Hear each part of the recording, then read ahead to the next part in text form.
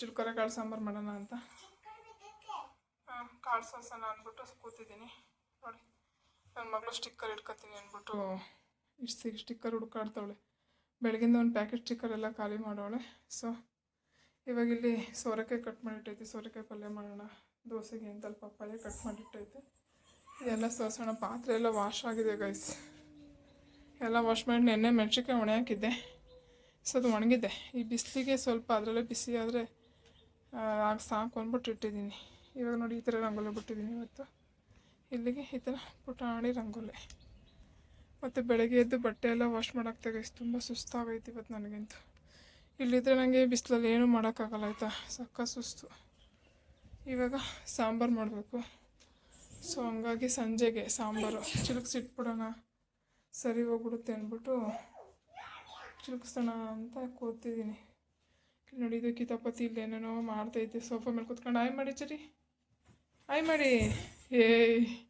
ಬೀಳ್ತೀರ ಬಂಗಾರ, ಸುಮ್ಮನಿರಿ ಸಾಕು. Okay guys ಬನ್ನಿ ಕಾಳು ಚಿಲುಕ್ಸೋಣ. ಗೈಸ್ ಇವಾಗ ಅಮ್ಮ ಏನು ಮಾಡ್ತೈತೆ ಅಡುಗೆ ಮನೇಲಿ ಅಂತ ನೋಡೋಣ. ಅಯ್ಯೋ ಅಡುಗೆ ಮನೇಲಿ ಇಲ್ಲ ಕಡೆ ಸರಿ, ಇಲ್ಲೇ ಐತೆ.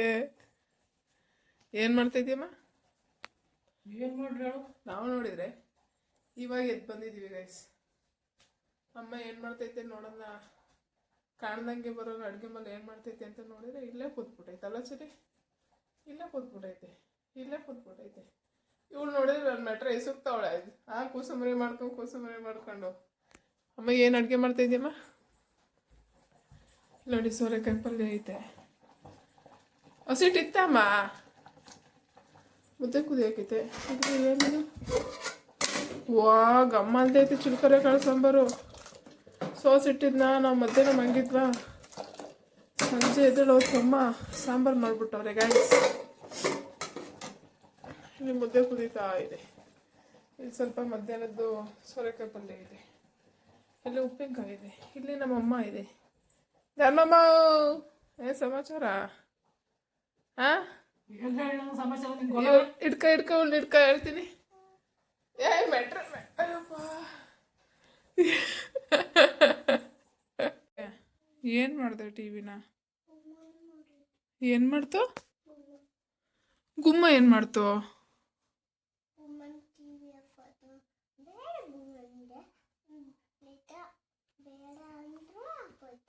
ಅಮ್ಮ ಗುಮ್ಮ ಬೇಡ ಅಂದ್ರೂ ಟಿವಿ ಆಫ್ ಮಾಡ್ತಂತೆ ನೋಡಮ್ಮ.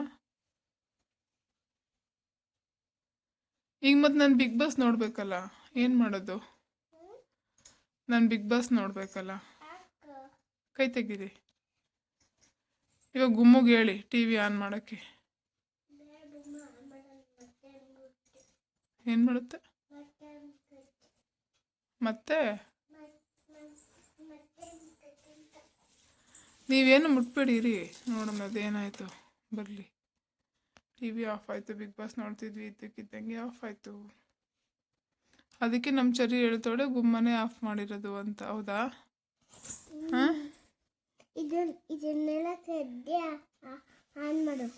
ಸುಮ್ಮನಿರೋದೇನು ಅಮುಕ್ಬಿಡಿ ನೀವು. ಬಿಡಿ ರಿಮೋಟ್ ಬಿಡಿ. ರಾತ್ರಿ 11 ಗಂಟೆ ಬಿಗ್ ಬಾಸ್ ಮುಗೀತು. ನಾವು ಕಿತ್ಕೊಂಡು ತಿಂತಿದ್ವಿ.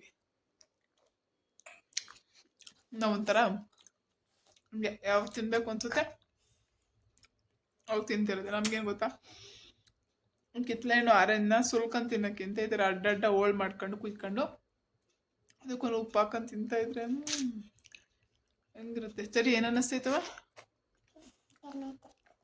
ಸರಿಗೆ ನಿಂಗೆ ಈ ಥರ ಇಷ್ಟ ಅಲ್ವಾ? ನನ್ನ ಮಗಳಿಗೂ ಈ ಥರ ಇಷ್ಟ ಆಗಿಸ್. ನಾವು ಅವಾಗಲೂ ಹಿಂಗೆ ತಿಂತಾ ಇದ್ದಿದ್ದು. ಸ್ಕೂಲ್ಗೆ ಹೋಗ್ಬೇಕಾರೆಲ್ಲ ಈ ಥರ ಸಣ್ಣ ಸಣ್ಣ ಕಿತ್ಲೆಹಣ್ಣು ಬರೋದು, 3 ರೂಪಾಯಿ 1 ರೂಪಾಯಿ 2 ರೂಪಾಯಿ ಅಂತ. ಅದನ್ನು ಕಟ್ ಮಾಡಿಸ್ಕೊಂಡು ಉಪ್ಪು ಖಾರ ಹಾಕೊಂಡು ಹಿಂಗೆ ರೋಡದ್ದಕ್ಕೆ ಹಿಂಗೆ ನೆಕ್ಕೊಬಿಟ್ಟು ಬರೋವು. ತುಂಬ ಇಷ್ಟ ಆಗೋದು. ಇವಾಗಲೂ ನಾನು ಆಲ್ಮೋಸ್ಟ್ ಕಿತ್ಲೆಹಣ್ಣು ತಂದರೆ ಎಲ್ಲರೂ ಇದ್ದಕ್ಕೆ ಡೀಸೆಂಟಾಗಿ ಸುಲ್ಕೊಂಡು ತಿಂತೀನಿ ಈ ಥರ ಆರೆಂಜ್ ಎಲ್ಲ. ಇಲ್ಲ ಅಂದರೆ ಹಿಂಗೆ ಅರ್ಧ ಹೋಳ್ ಮಾಡ್ಕೊಂಡು ಉಪ್ಪು ಹಾಕ್ಕೊಂಡು ಉಪ್ಪು ಖಾರ ಹಾಕೊಂಡು ಹಿಂಗೆ ಅಂತ ನೆಕ್ತೀನಿ. ನಂಗೆ ತುಂಬ ಇಷ್ಟ ಆಗುತ್ತೆ. ಟೈಮ್ ನೋಡಿ ಆಲ್ರೆಡಿ 11 ಗಂಟೆ ಆಯಿತು ನೈಟು. ಇವಾಗ ನೋಡಿದ್ರೆ